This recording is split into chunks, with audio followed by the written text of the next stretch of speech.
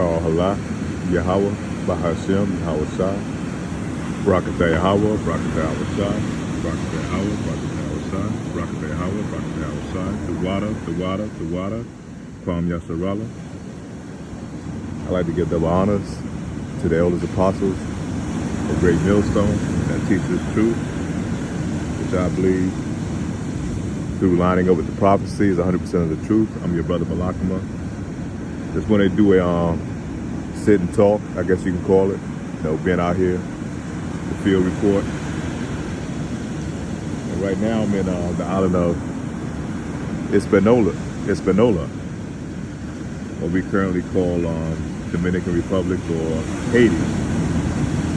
And as you can see, it's a very beautiful island, man. Very beautiful.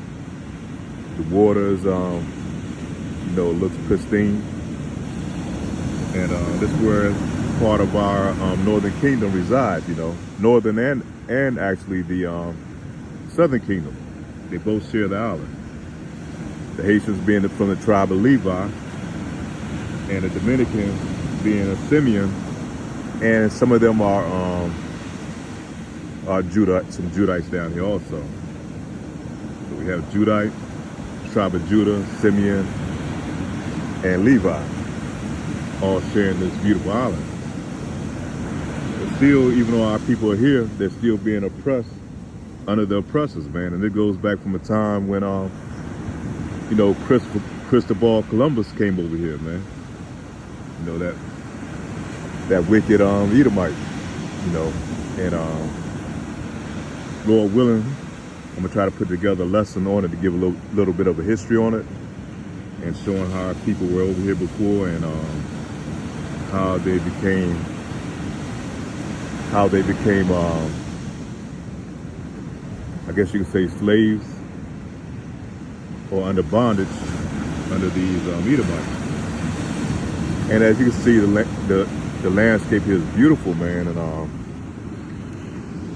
this is just one of the beaches here, one of the many beaches here, man, that's on this island. But you can see in the background, or the foreground here,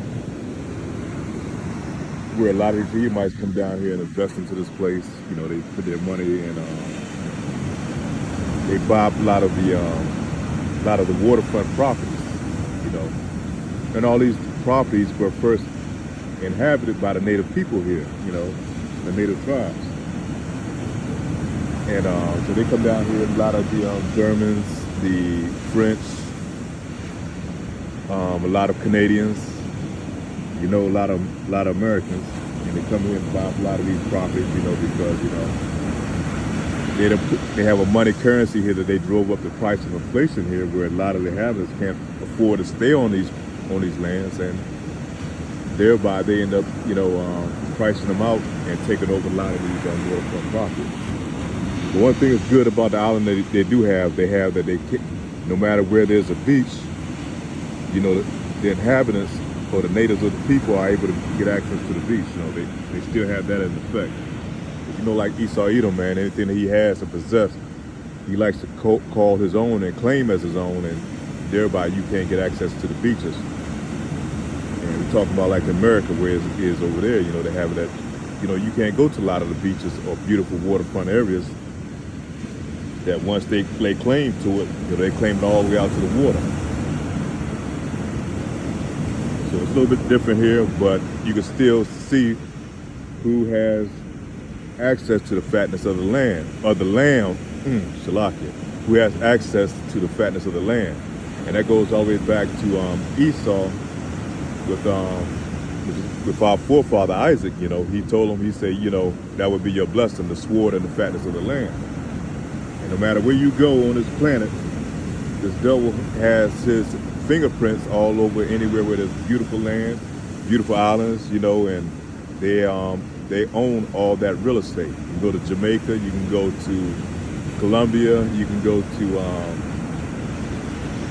the Far East and the Philippines. They own, these Edomites own most of those properties, fatness of the land. Indonesia, Vietnam, these Edomites, they own the fatness of the land in those places. And who rules by the sword, man? These Edomites, man. They won because of their power with the sword that the Lord has blessed them with. Our Father, Yahweh Bashem Yahweh Shai, has blessed them with.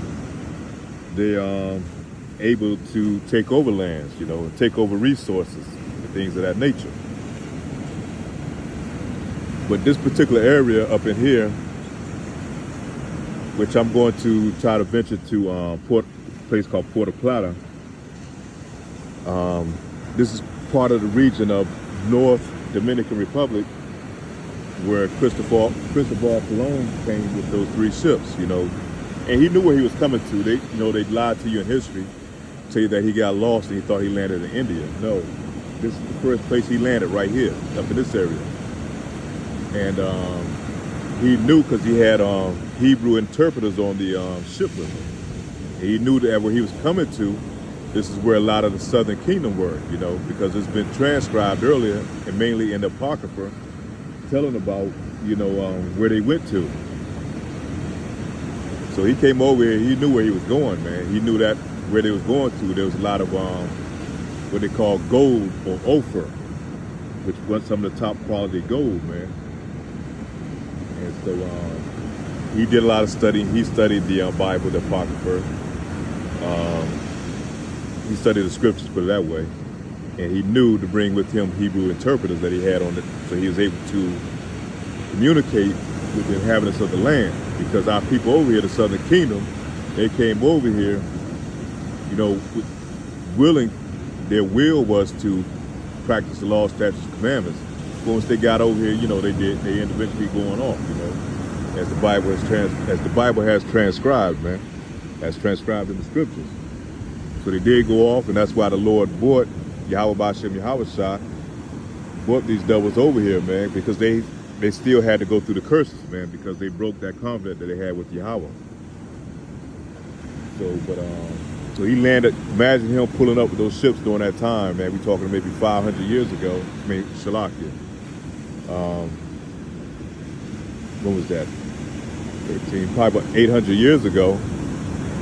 Coming over here in those ships, man, and they befriended the natives of this land.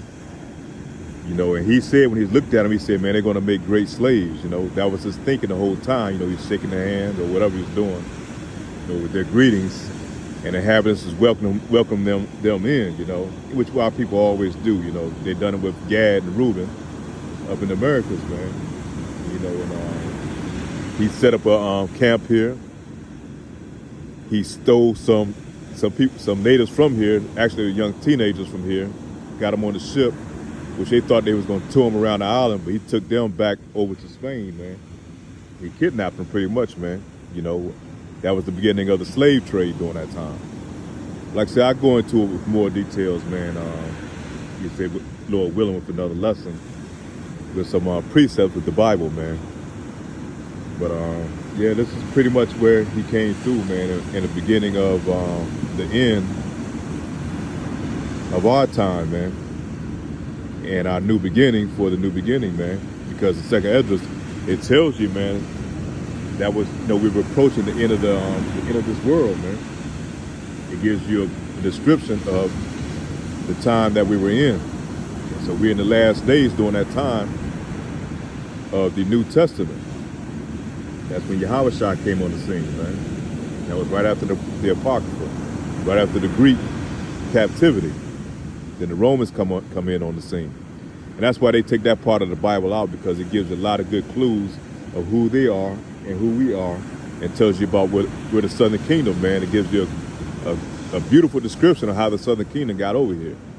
They like to try to lie to our people, man, and tell them that they got over here by the Barren Lands Strait, when during the Ice Age, and our people walked, and the people walked over here from Asia, which is all a lie, man. Nothing but a lie and miseducation of our people. So we have to be well aware, man, of the times that we in, who we dealing with, man, because nothing's changed about this dude, man. He's always going to give you false information to hide the fact of who he is and who we are, and how he came to occupy all these lands, man. All that information is in the Bible, man. It just needs to be broken down to us, man. And we have to make sure that we have somebody that's in the spirit who's going to explain these things to us, man.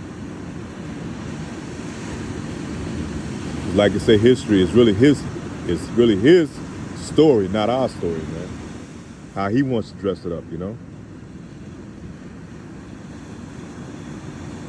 And we can tell through his doctrine and his policies and things that's going on now, man. He's giving our people false hope, thinking that, you know, there's some type of utopia you can find within his society, man. But the whole time, all he's thinking like he was when he first came over here, over 800 years ago, is how can I make these people slaves, man, and put them in bondage, you know, and take all their resources.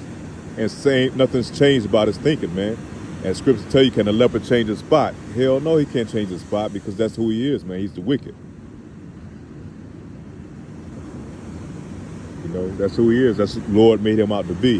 The whole time, with all his riches and the land that he has, he's still thinking about how he can put you jakes, man, in perpetual slavery, and how he can destroy you and get back his birthright, man. And that's one thing we do have. We have the birthright, man. It goes from our father Isaac, man, and from this devil, man, because he sold it to us, you know.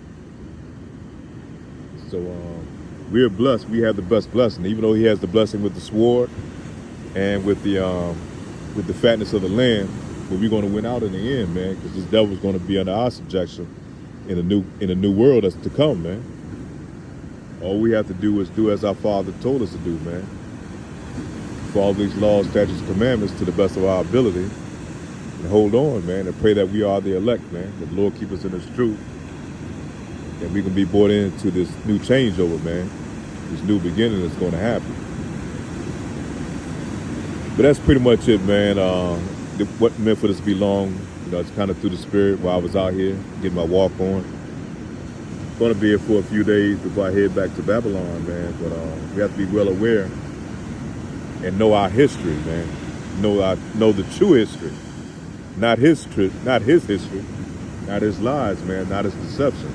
Because all that is part of the deception, man. A lot of the inhabitants of the island here have been deceived, man, and they're under the enchantment of this devil, man. You know, he comes smiling and humble, and you know he's soft-spoken. But at the same time, it's nothing but deception that's in his heart, man, and how he can keep you in bondage, man, and keep you in a low state up under him. And a lot of the people here on this island, you know, the so-called Dominicans and the Haitians. You know, the Haitians, so a lot of them have, you know, they kind of woken up and know who this devil is. But a lot of the Dominicans here, they don't, you know. You know, they're starting to become a little bit of aware. But they're under the enchantment of Christianity, you know. And this devil being in the powership seat and putting them in subjection, man. They went under a harsh man, genocide here when Columbus came here, man. He was feeding the kids and the people to dogs, man, the elderly. He was feeding them to their dogs, their canines, and butchering up the people, man, dashing the kids' heads against the rocks. All that shit was prophesied in the Bible, man. That's exactly what this devil came and did, man. Sold them out, you know, he shipped them out all over the place in different parts of Europe and different parts over in East Asia, man, over there into the Philippines. A lot of the people over here were transported over there because they had colonies over there, man, all over in Southeast Asia. As the Lord has said, Yahweh Shai said, and the Bible was going to be, man. Our people was going to scatter to the four corners of the earth, man. So it's a big mixing that went on, man. So our people are all over the place. So with that, once again, I'd like to give double honors to the elders, apostles, great millstone. First and foremost, all praise to Yahweh Ba'ashem, Yahweh Shalom, your brother Malakama. And pray this lesson edifying. Shalom.